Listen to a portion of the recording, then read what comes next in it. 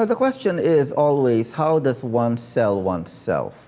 The sad reality is that in university, this particular topic is not really fully addressed. Yes, of course, they teach you how to start an office, but the question of how does one sell itself, how does one sell or market oneself is something that is not really fully explored. But there are ways, of course, in doing so. In my case, how do I brand myself? I brand myself in probably, number one, how I present myself in front of the public.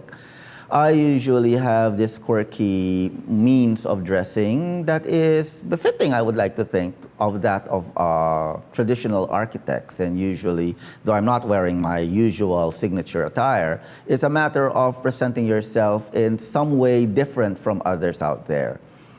My usual business attire would always be that of one with a bow tie, a self-made or self-tied bow tie. And that, one way or the other, makes me stand out from the rest. My having to wear round spectacles as well is a signature that, to a certain degree, associates me as who I am. So by just having that means of presenting oneself through how they dress is a marketing strategy and a marketing tool. Now, outside, of course, of the personal, there are other ways of doing so. And the most logical means of selling oneself is through the works that you've created. The first and foremost activity, or the first and foremost thing that most architects would do, is build a portfolio of drawings and works that they have created or that they have worked on, be it built or unbuilt, will result in clients being able to see your capabilities. In today's modern world, there are other media outlets as well that allow exposure of a person or a personality or an office. You have simple social media as a means of selling oneself. And that can be done fairly by word of mouth or by, as they always say, liking a page. So as long as you have that ability to create an impression of what you're doing, then to a certain extent, it will generate a certain level of mileage. Now, there are, of course, commercial ways of selling oneself as well. And that may be in terms of formal marketing tools, advertisements, print layouts, web pages. These are all things that one needs to invest in for a certain level of mileage, for your brand to be identified and for your personality to be exposed to others. In other ways as well, being speakers or guests to discussions, into forums, into talks. The amount of exposure may be limited, but at least they're able to promote you as a person of a certain level of credibility. The media as well is an important tool of expressing and exposing oneself. If you are articulate enough in writing about your thoughts in architecture, then being a writer about architecture, being an architectural critique can also help in selling a brand or an identity. In the end, of course, it's a matter of knowing and it's a matter of wanting to sell oneself, wanting to promote oneself, being gregarious enough to be out there to be seen and for you to be critiqued by others. Of course, being sold in front of people means that you are now open to a lot of criticisms. But if you are confident in yourself and you're confident in the ways of how you do business and the ways of how you design as an architect, then that should not be a problem.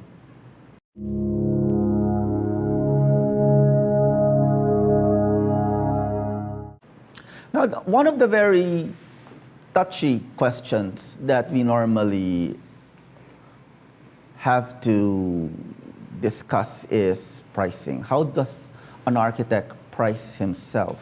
Well, if we're following codes, and each country, of course, has their own regulatory body that dictates certain level. If we're going to follow, let's assume, honest enough to assume that everybody in the profession does follow the pricing. But in reality, there will always be others out there who will probably drop for the sake of ensuring a project. As a reality, the problem now is how can you compete?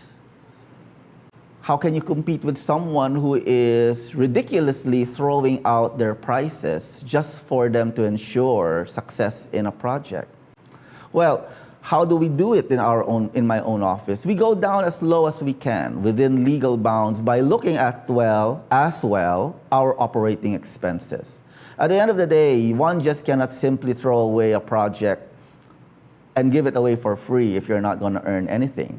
You have to come up with a compromise of sorts, or you have to weigh things out. The price may be ridiculously low that you don't earn, but the mileage is very vast, and in which case it may work out evenly because of exposure. Or you may be able to earn in other means, acting, through project management, through interior design, or through recommendations for other projects. In the end, I think it is a matter of addressing what your capabilities as an office is. If you are lowering the price, but you're not lowering your standards, and if you are as well looking at your operating costs by people working for that particular project, then you can, at the end of the day, you may be able to do break even. So pricing is really a very sensitive issue. In the ideal world, everybody follows a pricing conduct. But in the real world, especially in the world where I live in, pricing becomes an issue because nobody follows pricing codes. How do you price oneself? To put this bluntly, it's the question of how much are you worth?